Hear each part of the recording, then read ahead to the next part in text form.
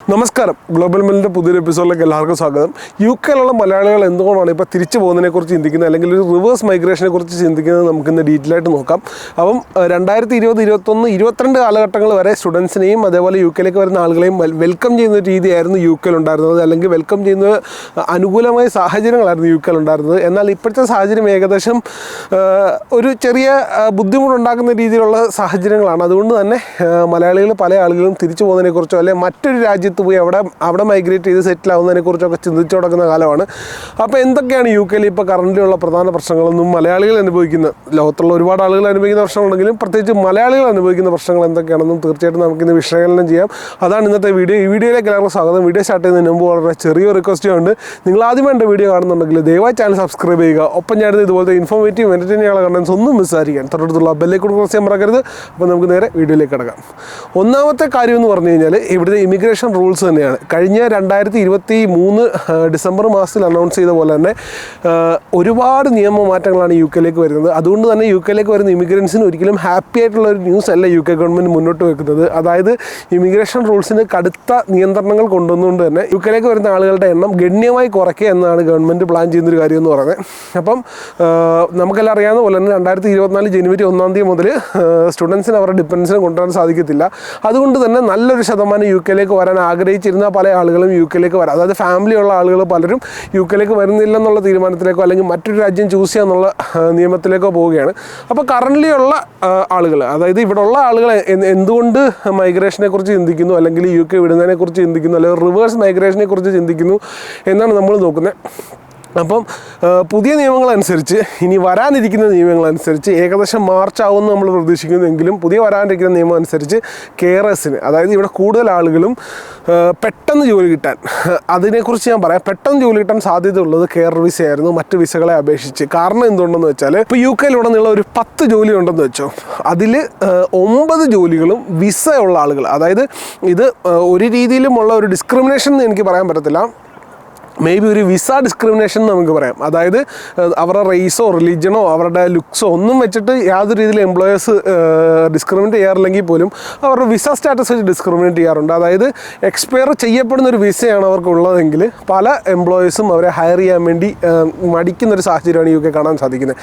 അപ്പോൾ ഈ അങ്ങനെ ഒരു സിറ്റുവേഷൻ അല്ലാത്ത ഒരേ ഒരു വിസ കാറ്റഗറി ഉണ്ടായിരുന്നത് ഉള്ളത് കെയർ വിസയ്ക്ക് മാത്രമാണ്.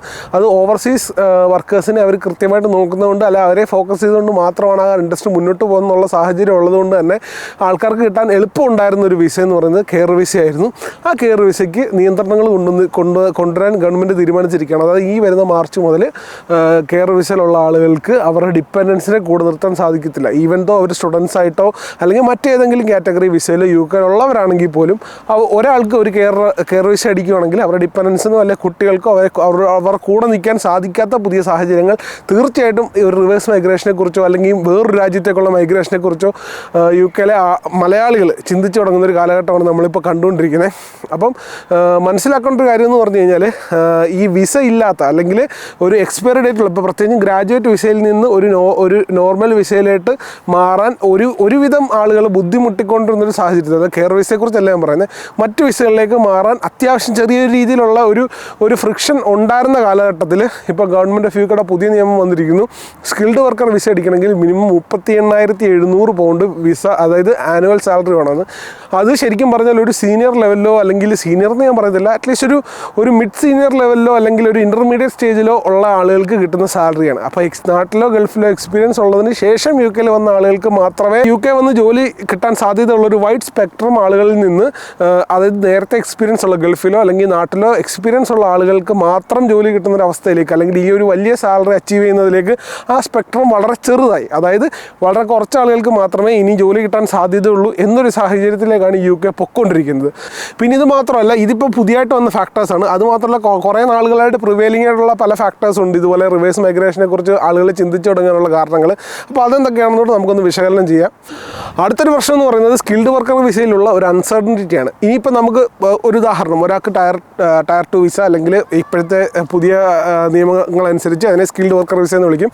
ഒരു സ്കിൽഡ് വർക്കർ വിസ വിസയാണ് ഒരാൾക്ക് അടിക്കുന്നതെന്നുണ്ടെങ്കിൽ, ആ സ്കിൽഡ് വർക്കർ വിസ അടിച്ചതിന് ശേഷം 5 വർഷം ആ എംപ്ലോയറിൻ്റെ കൂടെ നിന്നാൽ മാത്രമേ PR അപ്ലൈ ചെയ്യാൻ പറ്റത്തുള്ളൂ. അതായത് ആ എംപ്ലോയറിൻ്റെ കൂടെ മാത്രം നിൽക്കുക എന്നുള്ളതല്ല, ആ എംപ്ലോയറിൻ്റെ കീഴിലോ അല്ലെങ്കിൽ മറ്റേതെങ്കിലും ടയർ 2 വിസയിലേക്കോ സ്വിച്ച് ചെയ്യണം. ഞാൻ അതായത് ഒരു എംപ്ലോയറിൻ്റെ കീഴിൽ തന്നെ നിൽക്കണമെന്ന് ഞാൻ പറയുന്നതിൻ്റെ കാരണം, ഏതെങ്കിലും ഒരു പോയിന്റ് ഓഫ് ടൈമിൽ ഈ എംപ്ലോയർ നമ്മളെ പറഞ്ഞു വിടുന്നു, നമ്മളെ ഫയർ ചെയ്യുന്നു അല്ലെങ്കിൽ സാക്ക് ചെയ്യുന്നു.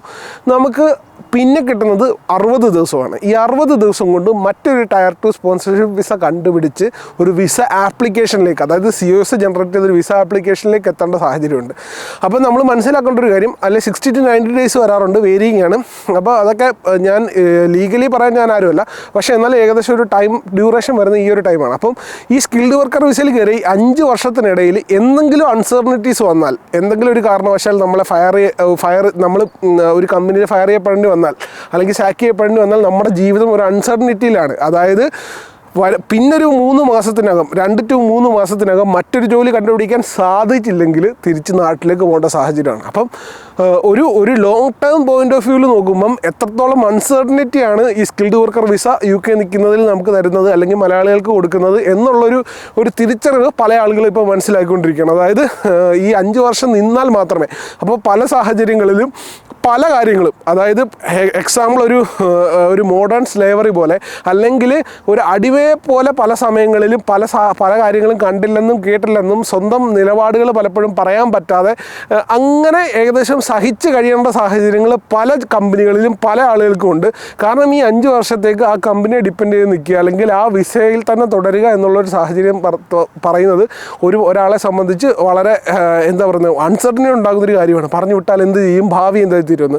അപ്പോൾ ഡയറക്റ്റ് PR എന്ന് പറഞ്ഞൊരു ഓപ്ഷൻ ഇല്ലാത്തൊരു സാഹചര്യം ഉള്ളതുകൊണ്ട് തന്നെ വേറെ യാതൊരു ഷോർട്ട് കട്ടും ഇല്ല. 5 വർഷം കണ്ടിന്യൂ ചെയ്യുക അല്ലെങ്കിൽ 10 വർഷം ഏതെങ്കിലും വിസയിൽ UK നിൽക്കുക, ഇതല്ലാതെ PR കിട്ടാൻ യാതൊരു ഓപ്ഷൻ ഇല്ലാത്തതുകൊണ്ട് അതിൻ്റെ ഒരു അൺസർട്ടനിറ്റിയും പല ആളുകളെയും മൈഗ്രേറ്റ് ചെയ്യാൻ അല്ലെങ്കിൽ റിവേഴ്സ് മൈഗ്രേറ്റ് ചെയ്യാൻ വേണ്ടി അവരെ പ്രചോദിപ്പിക്കുന്ന മറ്റൊരു ഘടകമാണ്. അപ്പോൾ മറ്റു പല രാജ്യങ്ങളിലും ഇതുപോലെ ഡയറക്റ്റ് PR എടുക്കുന്നതോ അല്ലെങ്കിൽ പോയിന്റ് ബേസ്ഡ് PR കൊടുക്കുന്ന പല രാജ്യം, കേരള, ഓസ്ട്രേലിയ, ന്യൂസിലൻഡ്, അയർലൻഡ് പോലുള്ള രാജ്യങ്ങൾ പോയിന്റ് ബേസ്ഡ് ആയിട്ട് വിസ കൊടുക്കുന്ന അല്ലെങ്കിൽ PR കൊടുക്കുന്ന രാജ്യങ്ങൾ കുറച്ചുകൂടെ സെക്യൂർഡായിട്ട് തോന്നുന്നതുകൊണ്ട് തന്നെ പല ആളുകളും അങ്ങോട്ടേക്ക് മൂവ് ചെയ്യാൻ ഒരു ടെൻഡൻസി ഇപ്പോൾ ആളുകളിലേക്ക് വന്നു തുടങ്ങിയിരിക്കുന്നു. പ്രത്യേകിച്ചും ഈ പുതിയ ഇമിഗ്രേഷൻ റൂൾസ് വന്നതുകൊണ്ട് തന്നെ പല ആളുകളും അതായത് ഒരു പുതിയ ഡിസിഷൻ മേക്ക് ചെയ്യാൻ വേണ്ടിയിട്ടുള്ള ഒരു സാഹചര്യത്തിൽ എത്തി നിൽക്കുന്ന സമയമാണ് UK നമുക്ക് കാണാൻ സാധിക്കുന്നത്.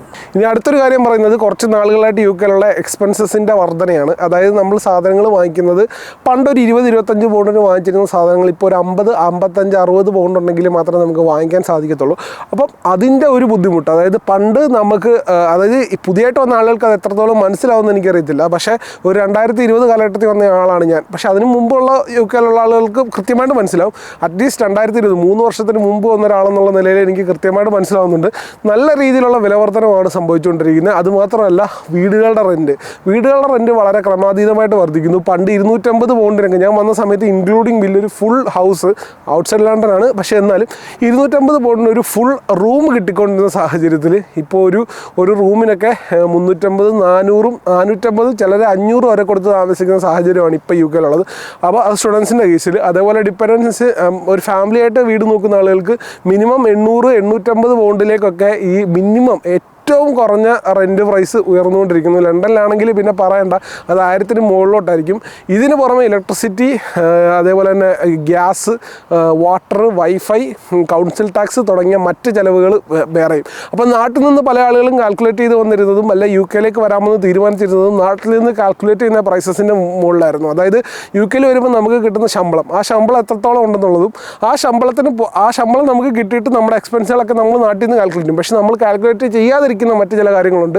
നമുക്ക് കിട്ടുന്ന ശമ്പളത്തിൽ നിന്നും നമ്മുടെ നാഷണൽ ഇൻഷുറൻസും അതേപോലെ തന്നെ ടാക്സും 1%, അത് മോശമല്ലാത്ത 1% നമ്മളിത് കട്ട് ചെയ്ത് പോകും. അപ്പോൾ നമ്മൾ ആദ്യം പെർ അവർ വെച്ചൊക്കെ കാൽക്കുലേറ്റ് ചെയ്തിരുന്ന എമൗണ്ട് കൃത്യമായിട്ട് ആ എമൗണ്ട് നമ്മുടെ കൈ കിട്ടത്തില്ല. അതിൽ നിന്ന് അത്യാവശ്യം ഒരു 200 പൗണ്ടോ 250 പൗണ്ടെങ്കിലും ഏറ്റവും കുറഞ്ഞത് ഒരു മന്ത്ലി നമ്മുടെ കയ്യിൽ നിന്ന് ടാക്സും NIU ആയിട്ട് പോകാറുണ്ട്. ഞാൻ കൊടുക്കുന്നൊരു ടാക്സ് എന്ന് പറഞ്ഞാൽ ഏകദേശം 400 പൗണ്ട് എടുത്തിട്ടുണ്ട്. അപ്പോൾ ഓരോ ആളുകൾക്കും അത് വേരി ചെയ്യും. പക്ഷേ എന്നാലും നല്ലൊരു നല്ലൊരു എമൗണ്ട് നമ്മൾ ടാക്സ് പിന്നെയായിട്ട് കൊടുക്കും. അതുമാത്രമല്ല കൗൺസിൽ ടാക്സും ഇതുപോലെ വരുന്ന ആളുകൾക്ക് ഏകദേശം 100 പൗണ്ട് 150 പൗണ്ട് വരെ കൗൺസിൽ ടാക്സ് ഒരാൾക്കൊരു ഒരാൾക്കല്ല ഒരു വീടിന് കൊടുക്കേണ്ടതായിട്ട് വരും. അതേപോലെ തന്നെ ബില്ലുകളുടെ എല്ലാം പ്രൈസുകൾ ഉയർന്നുകൊണ്ടിരിക്കുന്നു. ഇലക്ട്രിസിറ്റി ബില്ല് ഉയർന്നു, അതേപോലെ തന്നെ നമ്മുടെ ഗ്യാസ് ബില്ലുകൾ ഉയർന്നു. അങ്ങനെ നമ്മൾ പ്രതീക്ഷിക്കാത്ത, അതായത് നമ്മുടെ ഗ്രോസറി എക്സ്പെൻസുകളും അതേപോലെ തന്നെ നമ്മുടെ വീട്ടിലെ എക്സ്പെൻസുകളും ഉയർന്നു. അതിനൊത്ത സാലറി വർധനവ് പലർക്കും വരുന്നില്ല, അല്ലെങ്കിൽ അതിനൊത്തൊരു ജോലി കണ്ടുപിടിക്കാൻ പലർക്കും സാധിക്കുന്നില്ല എന്നൊരു കാര്യം പല ആളുകളെയും ഈ പറയുന്ന പോലെ മറ്റൊരു രാജ്യത്തേക്ക് പോകാനോ അല്ലെങ്കിൽ തിരിച്ച് നാട്ടിലേക്ക് പോകാനോ അവരെ ഫോഴ്സ് ചെയ്യിപ്പിക്കുന്നത് മറ്റൊരു ഘടകമാണെന്ന് പറയാതിരിക്കാൻ വയ്യ. അതേപോലെ തന്നെ നമ്മൾ അറിയാത്ത മറ്റൊരു കാര്യമാണ് കാർ എടുക്കുന്ന ആളുകൾക്ക് കാർ ഇൻഷുറൻസ് ഉണ്ടെന്നുള്ളത്. 1000 പൗണ്ടിനും 1200 പൗണ്ടിനും 1500 പൗണ്ടിനും ഒക്കെ കാറ് കിട്ടുമെന്ന് നാട്ടിൽ നിന്ന് കേട്ട് അതുമായിട്ട് പ്ലാൻ ചെയ്ത് വരുമ്പോൾ നമ്മൾ അറിയാത്തൊരു എക്സ്പെൻസ് എന്ന് പറഞ്ഞാൽ 1500 പൗണ്ടിൻ്റെ കാറിന് ചിലപ്പോൾ 3000 പൗണ്ടായിരിക്കും വർഷം ഇൻഷുറൻസ് കൊടുക്കേണ്ടത്. അതേപോലെ കാറിൻ്റെ ടാക്സ് ഉണ്ട്, അത് ചെറിയൊരു എമൗണ്ടേ വരത്തുള്ളൂ. പക്ഷേ ഈ അൺഎക്സ്പെക്റ്റഡ് ആയിട്ടുള്ള എക്സ്പെൻസുകളെല്ലാം കൂടിക്കൊണ്ടിരിക്കുന്നു. അതുമാത്രമല്ല റിന്യൂവൽ വരുന്ന സമയത്ത് ഇവിടുത്തെ എന്താ പറയുക എക്കണോമി സ്റ്റേബിൾ അല്ലെന്നും അതായത് ഒരു റിസഷനിൽ കൂടെ കടന്നു പോകണമെന്നും എന്നുള്ള റീസൺ പറഞ്ഞുകൊണ്ട് പല ഇൻഷുറൻസ് കമ്പനികളും പ്രീമിയത്തിൻ്റെ പെർസെൻറ്റേജ് കൂട്ടിക്കൊണ്ടിരിക്കുകയാണ്. അതായത് നോ ക്ലെയിം ബോണസ് ഉള്ളപ്പം നമ്മുടെ പ്രീമിയം കുറയേണ്ട സ്ഥാനത്ത് എത്രയാണോ നമ്മൾ കൊടുത്തുകൊണ്ടിരുന്നത് അതേ പ്രീമിയം തന്നെ കണ്ടിന്യൂ ചെയ്യാൻ പല ഇൻഷുറൻസ് കമ്പനികളും നമ്മളെ ഫോഴ്സ് ചെയ്തുകൊണ്ടിരിക്കുന്ന ഒരു സാഹചര്യം കൂടെയാണ് UK ഇപ്പോൾ കാണുന്നത്. അപ്പം ഓരോ രീതിയിലും എക്സ്പെൻസുകൾ വർദ്ധിക്കുന്നു. അതേപോലെ തന്നെ പഠിച്ച ഫീൽഡിലോ അല്ലെങ്കിൽ ഒരു സ്കിൽഡ് വർക്കർ വിസ എടുക്കാൻ പറ്റാത്ത സാഹചര്യം, അതായത് പുതിയ നിയമമാറ്റങ്ങൾ വന്നുകൊണ്ട് തന്നെ പറ്റാത്ത സാഹചര്യങ്ങൾ വരുന്നു. അങ്ങനെ എക്സ്പെൻസുകൾ മുന്നോട്ട് പോകുന്നു. മുന്നോട്ട് എന്ത് ചെയ്യുമെന്ന് അൺസർട്ടനിറ്റിയിൽ നിൽക്കുന്ന പല അധികം മലയാളികളും മറ്റെന്തെങ്കിലും ഒരു ഓപ്ഷനെ കുറിച്ച് ചിന്തിച്ചുകൊണ്ടിരിക്കുകയാണ്. നമ്മുടെ ചാനലിനകത്ത് ഇനി വരും ദിവസങ്ങളിൽ മറ്റെന്തൊക്കെ ഓപ്ഷൻസ് നമുക്ക് ഉണ്ട് മുന്നിൽ എന്നുള്ള കാര്യങ്ങൾ ഡീറ്റെയിൽ ആയിട്ട് ഡിസ്കസ് ചെയ്യുന്നതായിരിക്കും. അപ്പോൾ ഇതൊക്കെയാണ് പ്രധാനപ്പെട്ട പ്രശ്നങ്ങൾ. ലാസ്റ്റായിട്ട് ഒരു കാര്യം കൂടെ പറയാം. ചൈൽഡ് കെയർ വലിയൊരു പ്രശ്നമാണ്. UK വരുന്ന പല ഫാമിലീസിനും അവർക്ക് കുട്ടികളുമായിട്ടായിരിക്കും അവർ UK വരുന്നത്. അപ്പോൾ 14 വയസ്സിന് താഴെയുള്ള കുട്ടികളെ വീട്ടിൽ അൺഅക്കമ്പനീഡ് ആയിട്ട് ഇരുത്താൻ പറ്റത്തില്ല. ആരെങ്കിലും കൂടെ ഉണ്ടാവണം, പേരൻസോ അല്ലെങ്കിൽ ഗ്രാൻഡ് പേരൻസോ അല്ലെങ്കിൽ ആരെങ്കിലും ഹൂ ആർ റെസ്പോൺസിബിലിറ്റി എടുക്കാൻ പറ്റുന്ന ആരെങ്കിലും ഉണ്ടാവണം. അപ്പോൾ ഇല്ലെങ്കിൽ സോഷ്യൽ വർക്കർ വരികയും കണ്ടുപിടിച്ച സോഷ്യൽ വർക്കർ വരികയും കുഞ്ഞുങ്ങളെ എടുത്തുകൊണ്ട് പോവുകയും ഫോസ്റ്റർ കെയർ സംവിധാനത്തിലേക്ക് ആക്കുകയും ചെയ്യും. അത് വലിയ ബുദ്ധിമുട്ടുണ്ടാക്കുന്ന കാര്യമാണ്. അതുകൊണ്ട് തന്നെ UK വരുന്ന ആളുകൾക്ക് ചൈൽഡ് കെയർ ഒന്നുകിൽ ഈ ചൈൽഡ് കെയർ ഫെസിലിറ്റീസ് ഉണ്ട്, അവിടെ കൊണ്ടാക്കാം. പക്ഷേ പെർ അവറിന് അവർക്ക് ശമ്പളം കിട്ടുന്നതിനേക്കാളും വലിയൊരു എമൗണ്ട് ചൈൽഡ് കെയർ കൊടുക്കേണ്ടി വരും. അപ്പോൾ ഒരാൾ ജോലിക്ക് പോയാലും ആ ജോലിയിൽ നിന്ന് കിട്ടുന്ന കാശ് മൊത്തം ചൈൽഡ് കെയർ കൊടുക്കാനേ കാണത്തുള്ളൂ. ഇല്ലെങ്കിൽ ഒരു ഓപ്ഷൻ നാട്ടിൽ നിന്ന് വിസിറ്റിംഗ് വിസയിൽ പേരൻസിനെ ആരെങ്കിലും കൊണ്ടുവരിക എന്നുള്ളതാണ്. ഈ വിസിറ്റിംഗ് വിസയിൽ വരുമ്പോൾ ഉണ്ടാകുന്നൊരു പ്രശ്നം എന്ന് പറഞ്ഞത് IHS സർക്കാർ അടയ്ക്കാതാണ് വരുന്നത്. അപ്പം അവരുടെ എക്സ്പെൻസുകൾ ഫ്രീ അല്ല. അപ്പോൾ വിസിറ്റിംഗ് വിസയിൽ വരുന്ന പേരൻസിന് ഇവിടെ ഹെൽത്ത് ഇഷ്യൂസ് എന്തെങ്കിലും സംഭവിച്ചു കഴിഞ്ഞാൽ അത് വളരെ ഒരു വലിയ എക്സ്പെൻസായിട്ട് മാറും. നമുക്കറിയാവുന്ന പല ആളുകളും പേരൻസിനെ കൊണ്ടുവന്ന് നമുക്കറിയാവുന്ന ഒരാൾ ഇതുപോലെ വന്നിട്ട് വളരെ സീരിയസ് ആയിട്ടൊരു ഹെൽത്ത് കണ്ടീഷൻ ഉണ്ടായിട്ട് ഏകദേശം 6000-7000 പൗണ്ട് NHS ബില്ലടിച്ചു കൊടുത്തു. അപ്പോൾ ആ സാധനം ഇപ്പോഴും ഗഡുക്കളായിട്ട് അടച്ചുകൊണ്ടിരിക്കുന്ന ആളുകളെ നമുക്കറിയാം. അപ്പോൾ ഞാൻ പറഞ്ഞു വരുന്നത് ആ ഒരു എക്സ്പെൻസുകൾ എത്രത്തോളം ബുദ്ധിമുട്ടാണെന്നുള്ള കാര്യം നമ്മൾ മനസ്സിലാക്കണം. അതായത് പേരൻസിനെ നമ്മൾ കൊണ്ടുവരുന്നു, അവരുടെ മെഡിക്കൽ കവർ ചെയ്യാൻ നമ്മൾക്ക് UK ഗവൺമെൻറ് കവർ ചെയ്യത്തില്ല, NHS കവർ ചെയ്യത്തില്ല. ഇനി നാട്ടിലെ പ്രൈവറ്റ് ഹെൽത്ത് ഇൻഷുറൻസ് എടുത്താൽ ആ ഒരു ഹെൽത്ത് ഇൻഷുറൻസിനകത്ത് എല്ലാ കാര്യങ്ങളും കവേർഡ് അല്ല. എങ്ങനെങ്കിലും ക്ലെയിം തരാതിരിക്കാൻ വേണ്ടിയാണ് അവർ മാക്സിമം നോക്കുന്നത്. അപ്പം ഇതൊക്കെയാണ് പ്രാക്ടിക്കലി ഉള്ള ടോട്ടൽ ഇഷ്യൂസ്. അപ്പം ഈ പല കാര്യങ്ങളും ഞാനിപ്പോൾ പറഞ്ഞത് നേരത്തെ പോലെ പ്രിവെയിലിംഗ് ആയിട്ടുള്ള ഇഷ്യൂസ് ആണെങ്കിലും പുതിയ ഇമിഗ്രേഷൻ ലോസൂടെ കൂടി വരുമ്പം അതൊരു എക്സ്ട്രാ ബേർഡനായിട്ട് പല ആളുകൾക്കും തോന്നുകയും അങ്ങനെ പല ആളുകളും UK വിട്ട് മറ്റൊരു രാജ്യത്തേക്ക് പോകാൻ വേണ്ടി പ്ലാൻ ചെയ്തുകൊണ്ടിരിക്കുന്ന ഒരു സാഹചര്യമാണ്. അപ്പം എനിക്ക് എൻ്റെ സബ്സ്ക്രൈബേഴ്സിനോട് ഇത്ര പറയാനുള്ളൂ. പുതിയ സാഹചര്യങ്ങൾ മനസ്സിലാക്കി ബുദ്ധിപരമായിട്ട് തീരുമാനം എടുക്കുക, യുക്തമായിട്ട് തീരുമാനം എടുക്കുക. വളരെ ഇറാഷണലായിട്ട് തീരുമാനിക്കാതെ നമ്മുടെ മുമ്പിലുള്ള എല്ലാ ഓപ്ഷൻസും എല്ലാ ചോയ്സസും മനസ്സിലാക്കി മാത്രമേ തീരുമാനങ്ങൾ എടുക്കുക. അതുപോലെ കെയർ വിസ എടുക്കാൻ താല്പര്യപ്പെടുന്നവരൊക്കെ ഉണ്ടെങ്കിൽ ഈ റൂൾസൊക്കെ വരുന്നതിന് എത്രയും മുമ്പ് തന്നെ ഒരു COS ഇഷ്യൂ ചെയ്യാൻ വേണ്ടി കഴിയുന്നത് നിങ്ങൾ ശ്രമിക്കുക.